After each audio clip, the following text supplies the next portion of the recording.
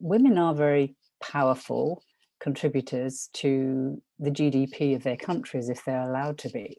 So why would any country want to limit the amount of financial increase in value that could be added not to just families or local communities, but also on a national level? We have a program called the Dignity Diaries, which I launched actually at the UN in 2014. The Dignity Diaries focuses on counter-narratives. So inclusive communication and counter-narratives, how do you change the story? And you have to work at a very base level with the groups that you're connected with.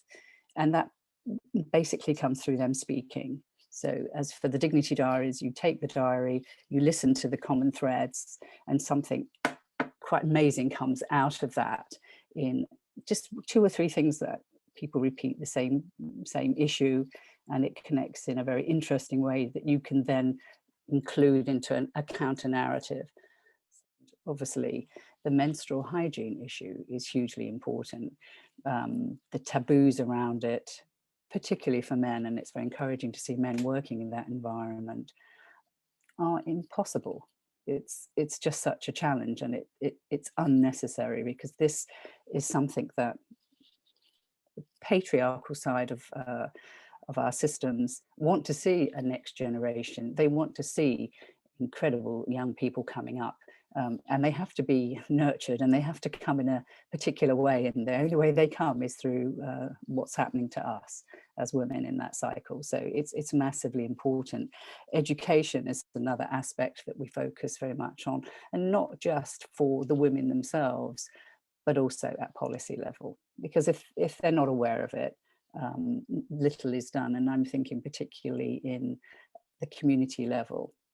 So it just goes to show that with just one small thing, it can change huge amounts. And I think that's really a good example of everybody on this call and everybody who might be listening. You might not think that something you will be able to say to your local government about the tax on tampons, which I think it highlights really in the United States as well, that you would not be thinking, or a lot of people would not be thinking, that in a developed country, and the richest country in the world, has this issue, but it's not considered an issue, is it? So we need those voices, but something very small can make a huge difference. But for those listening, there are small things that they can do to help and connect with our organizations. And also I'd like to hear from them, because it is a human issue.